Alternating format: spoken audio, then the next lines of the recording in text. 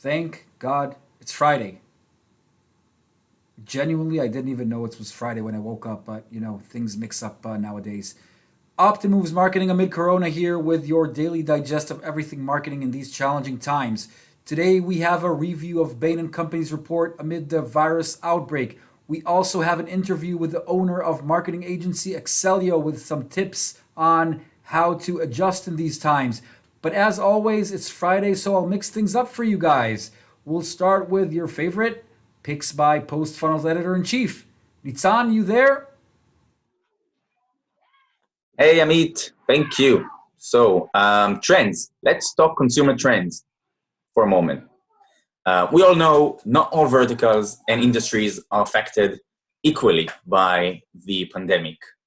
And looking at this report by Consumer Growth Partners, so learning that big box discounters saw a solid 5-point jump in conversion rates, or that hardline stores saw a robust 8-point increase in conversion, that's nice, though it's mostly reaffirming what most of us could maybe guess. So I want to refer you and the viewers to another report, a bit newer, from April 6th by Klarna, the Swedish bank/app that provides online financial services such as payment solutions for online storefronts and post-purchase payments. Klarna is used by millions of 7 million shoppers and 4,000 retail partners in the US alone. And according to their report, we actually see a growth in the apparel, footwear, and accessories category. A substantial portion of those buying more online are spending on these products. Week over week, and that's what I wanted to highlight, in the week ended March 28th, this category's share of all of Klarna-enabled purchases increased by 18% among Gen Z shoppers, 13% by millennials, and 4% by Gen X. So basically across the board. I will add that we at Optimove last week also spoke about how we saw similar trends in shoes as well, footwear. So same lines. Why is that what's happening? I'm not sure. Hard to explain, at least from my point of view. Maybe you have a better explanation. Or we could just wait to the next report. Anyway, that's the update from me. As part of our content theme at Optimove these days, we're trying to get as many experts as we can to share their perspective and experience on things so we can get an inspiration and get some ideas on how to navigate better through these times. On that note, David Lorengo, owner of Excelio, a boutique marketing agency, and formerly a leading marketing executive at Forever 21, Charming Charlie, Fandango, and others, made some time to speak with me and shared from his experience and what he's been hearing from the brands he works with and how they're adapting to these times. Let's take a look. Hello, David Lorengo, owner of Excelio, a marketing agency, formerly leading marketing teams at Forever 21, Charming Charlie, Fandango, and many others. How are you doing these days? I am doing well. I am surprisingly doing just fine. As a consultant, this life is not too different. I do miss the occasional restaurant and bar and drink with friends. I would say that, as I'm sure everybody else does. But making the best of it as I can. Living the dream. Yeah, living the dream. Yeah, that's.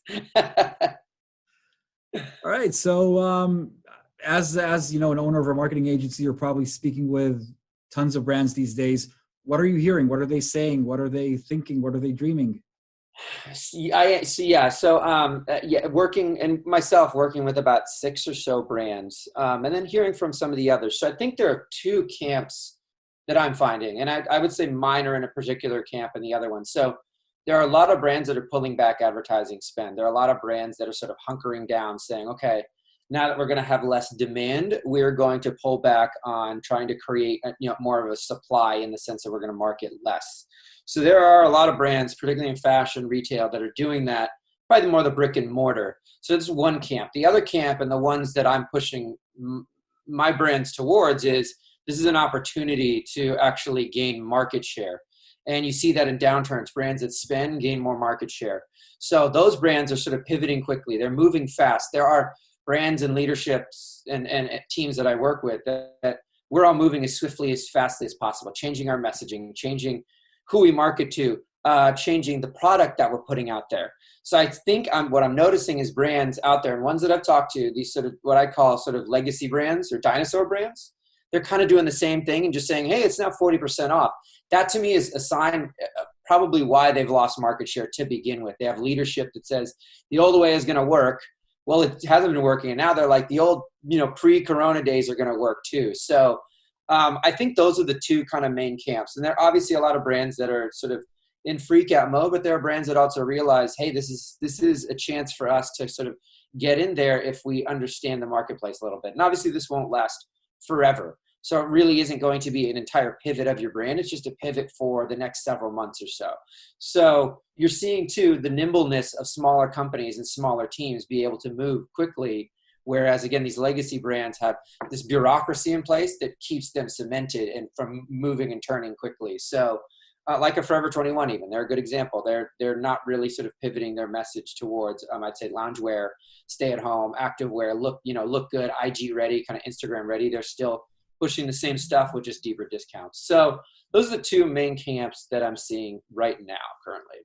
And you're advising to go for the camp that shifts quickly, agile, shift your messaging, put front and center those items that are essential, that are more of, what people would consume when they're at home, rather than, avoid from communicating to the customers, do what you did. Yeah, definitely. And not just even that, I'm asking brands to do kind of a sort of tiered structure, which is don't use your best deals right now. Plan for a couple months, and I'm looking at Levi's in particular as a big offender in this way. They're doing their 40% off now, site-wide. They do that during Black Friday. Where are they going to go when this thing doesn't? It's in April, yeah. And so I've advised my brands, let's plan this calendar out now. Let's rejigger our promotional calendars to look and plan ahead. April is going to be a really tough month, but May may be a really tough month too. So let's really plan and think about and strategize how we're going to do our promotional calendar. So let's focus on some, for example, if you have loungewear, let's do a big loungewear sale. Don't do a site-wide. You limit the arrows, you limit the opportunities you can use to sort of combat this crazy time if you go big all at once or if you freak out and pull back. So very much advising brands to actually spend what they plan to spend. That's at least where I'm saying plan, do not take away budget. We're going to be able to get better results. Yes, it's going to be tough, but don't steal money from this time. And then further, if you can, spend a little more. I mean, I can't think of how many deals you can get in outdoor right now if you wanted to do outdoor advertising. Nobody's doing it.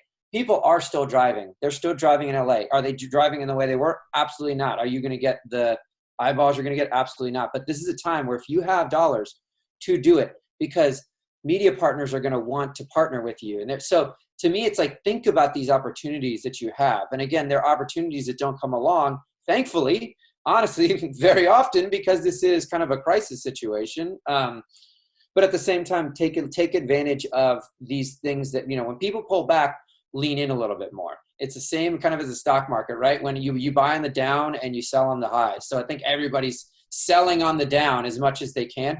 And I think the brands that do that, and this is just my prediction, but I bet you the brands that pull back now are going to have a much tougher time. It's like they're in a hole and they're digging that hole deeper and deeper and deeper. Maybe it was 6 feet, you maybe climb out, and then all of a sudden it's going to be 10 feet, 12 feet. So when you come out of this in June and July, they're going to have a much tougher time. So yes, very much moving these brands to not freak out, but pivot and think smart and plan ahead. It's not only making lemonade out of these lemons, it's making a margarita. Yeah. That's a great way to, make a drink that you're going to enjoy. Yeah. Don't try, and put sugar in it. Enjoy. And take the opportunity, think about it, plan ahead. Don't go bare bones. You're right. Don't make lemonade, make a margarita, make whatever cocktail you think is something you want to enjoy. So yeah. And I'm sure, this, we don't have enough time to see the impact here, but are you seeing early bird, type of indicators on what this type of approach is yielding? Yeah, and I don't know if it's particular on my brands, but I do have a wide, or it's a diverse portfolio, I would say. So I have CPG, I have fashion apparel, I have sort of baby, and I have kids. Across all of those, we're seeing increases. So in our fashion apparel athleisure, I've had a better month than I did in February. March was better. April's now getting better, and better than in January. That's true kind of for pretty much all of them. So we had this initial internal strife of, do we plan discount? Is this wrong time? And I'm like, no, let's lean the right discounts, and we're going to start taking market share. So yes, all the plans that we did, those 2 weeks of just really heavy duty thinking, putting on our thinking hats, whatever those are. I know people keep saying to put those on. Whoever has that business is going to make a lot of money. But the reality is that this is working. I mean, granted, it's still not perfect, but I haven't had a brand that's had to really, really reforecast yet. If anything, we've revised up, right? So, I mean, even think about the brands, like they got to revise up their e-com. E-com has to take the heavy load. So if you have a big brick and mortar presence, shift over to e-com. Think about maybe, not paying so much attention to your wholesale if you have a wholesale business for these time periods. So the results are kind of starting to, show up in ways that I predicted, and it's good to see. But again, like sort of that caveat here is just don't get complacent. So enjoy your martini or enjoy your margarita, and make sure that don't always make the margarita, right? Maybe make something else. So respond as timely as possible to what's going on currently. Stay up to date with the news, and we're all doing that. So I think the strategies that we have in place right now for my brands are going to work. Will they work again in 2 weeks? We don't know. So it's like really, really move, really, and rely on your partners. I think that's another big one too. So, and which we can talk about, relying on your partners, your ad agencies, your media vendors, whoever it is that you work with, I think are going to be crucial during this time. And they're going to probably be willing to help out too. So all across the board, knocking on wood, or this is glass, but knocking on something. And make sure that you just think smart and think ahead. And I think you can weather the storm. And then another area where I want to get your take on is speaking about mixes. So the acquisition retention mix, right? I've heard many retailers speaking about this is the time to invest in your existing customers, while others are saying no, boom your acquisition, bring in new blood into the system, and this is crazy time to do that. What's your take on that? Yeah, so here's my general. Whenever I see marketers start to say one thing all the time, then I start to want to pivot away from it. So I agree with you. So I'm not saying that we shouldn't do retention. What I am saying is that now that I see everybody doing that, then I start to get suspicious as like, okay, well then something's being missed here, because marketers that I've learned is sort of they play it safe.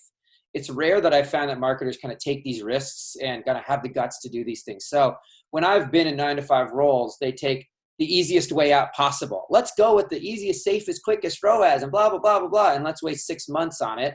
That's what frustrated me about working at these big brands, is they want to play it safe. So I think two-pronged approach. I think when you're doing your discounting, and not deep discounting, but example, we're going to do a loungewear sale.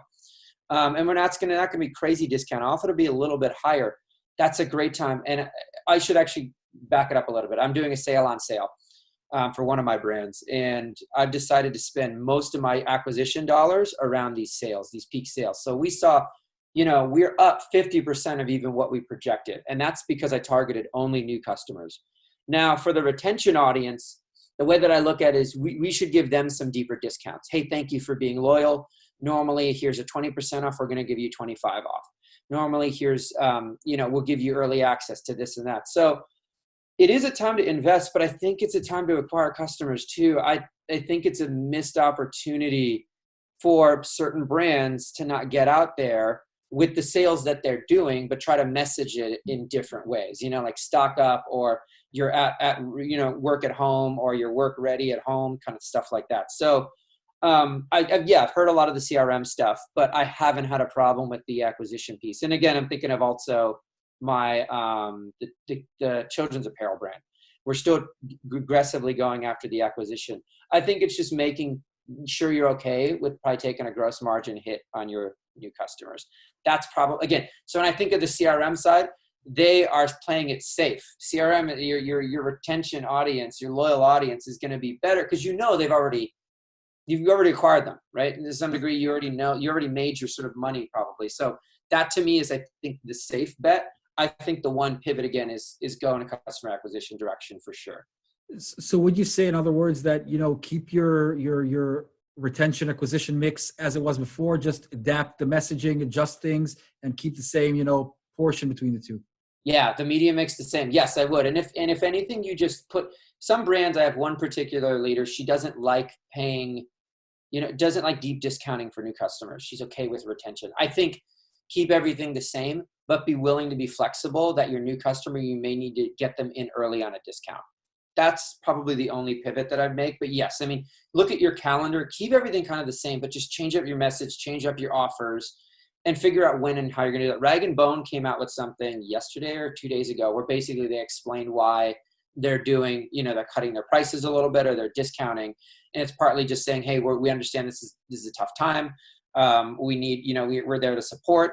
That was a great way to message around, hey, we're doing discounting, but also understanding that, yes, like we're all kind of in this, sort of crisis together. So they did a great message, I thought, for both, right? Like that covered both of it. And I bet you're going to see some more brands that are kind of in that sort of mid-tier luxury, higher price point, pivot to that kind of messaging soon. So yeah, and that's what I mean. Make sure the message is conscious about which audience you're positioning to. Don't just batch and blast. And I'm sure that's a best practice anywhere, but it certainly is important here to sort of segment your audiences.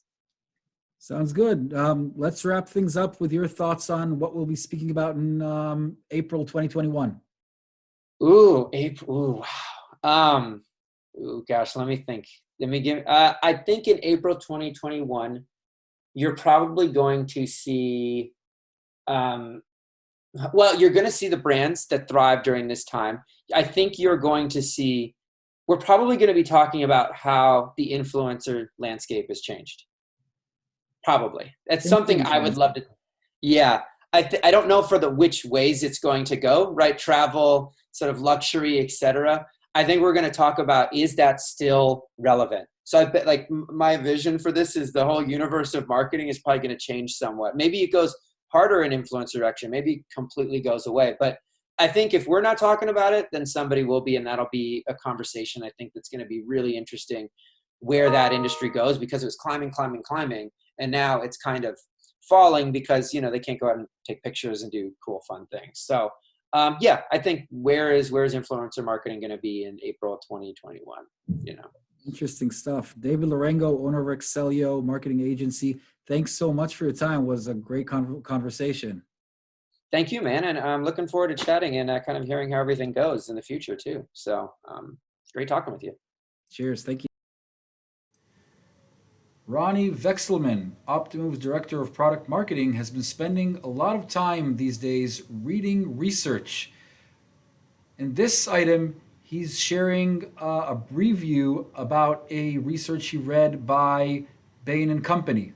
Interesting stuff. Let's take a look. Hello, everyone, and thank you, Amit, again. Hope everybody is still safe and healthy and staying at home for the foreseeable future. At least we will all be staying at home. Today, I want to talk about this research from Bain & Company, which has some very interesting actionable items. Some of them you might have already done. Some of them you might have not. So just want to go over them to make sure we're all into it. So it's called Defending Retail Against the Coronavirus. You can look for it. The link will be in the comments, of course. And really what it's doing is it's running down the initial stages of the pandemic and the results and bringing it down into phases that we see. So again, you have here, for example, a great kind of like index of what is the threat reported right now as of March 31st. So we were at number 6 in their scale. And this is kind of like markets and public in multiple major nations reacting strongly. And right now, it's still not a reason to panic for businesses. There's a lot of impact, but there's a lot of responses that you as a business can take. And those are the items that we will touch on in a minute. But as you can see, the scale goes up, and eventually you have kind of like widespread business failures at stage 9. Hopefully we never get to that. And those kind of would require more harsher measures to be taken by the business. Now, the research goes on and compares this to China. China, as you well know, already showing signs of recuperating and reducing kind of like the strong restrictions that were put into the public. So you can see here it's broken down by consumption category and retail sector. So there's a lot of very good information and graphs of how that played out, so that you as a business can, at the end of the day, know what are the best actions for each single one. And then there's kind of like this interesting look at how retailers globally can plan and respond based on 3 phases. So the phase 1 is kind of like the virus is present, and I think that most of us are behind this phase where day-to-day life is mostly normal. Most of us already are in phase 2, where the virus has become prevalent and the government is taking restrictive actions. And phase 3, hopefully we will all be there soon, which is the recovery and beyond. Now for phase 2, Bain does provide a set of checklists to make sure that you're following. I'm not going to scroll through the document, through the website or the article, because it's very long, but I will show it to you through this slide. So the first thing is empower your emergency response team. So make sure that whoever it is, if it's your customer support, if it's your facilities, if it's your floor team, make sure that their PR team, make sure that they are aware of every change. And we hear this a lot. Make sure that if you do a change of strategy, if you provide a new service, if you're closing a shop, make sure that everyone knows it so that they can react accordingly, and each one based on their protocols. Number 2 is protect people above all else. We all want to kind of like save our businesses, and we all want to continue to operate, but you have to put that safety first. And we've seen also that consumers are remunerating or happy or looking for brands that are taking care of their people above all else. 3, put store operations and online fulfillment into crisis mode. So that means 2 things, which are kind of counterintuitive, but one thing is to reduce the staff to the bare minimum that's needed. The second thing is to work as fast as possible. So it's kind of like a catch there, but really do that and kind of like touches back on number 2. Number 4 is optimize supply, distribution center operations, and logistics. So anything you can do to make these things faster, leaner, more reactive, more agile is what you want to do. Focusing agility is super important. Governments and restrictions change day to day. Today there might be a restriction, tomorrow it might be lifted, or they might be harsher. So you really want to keep that agility as an option. 5, save cash. Cash is king in these times. You want to be able to save cash. So stop burning. If you don't have to, don't do it. If you can limit your high cost marketing channels, for example, do so and focus more on the retention or your existing database, and try to kind of like save the cash as much as you can across the board. Communicate and collaborate. So not only with your customers, but also with your partners, even with some of your competitors. Ask them what are they doing. We've seen a great amount of new communities popping up, in their online communities, that is, in terms of sharing best practices and what is working across different industries. And the last one is plan for recovery and beyond, and we can't stress this enough.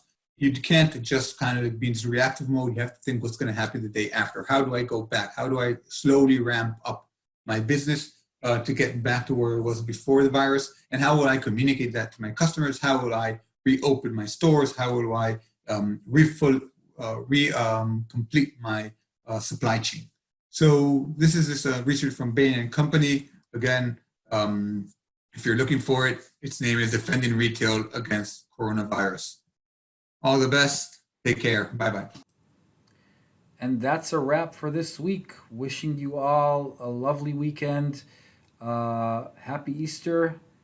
Continue keeping safe. And our outro item is this one today. One of my favorites, Tom Fishburne, the cartoonist. In case of emergency, break the glass. And then what we find is all that's in here is a memo to cut our marketing budget. I hope your marketing budgets are safe these times, that you are safe these times, continuing doing good marketing. Happy Easter. Peace out.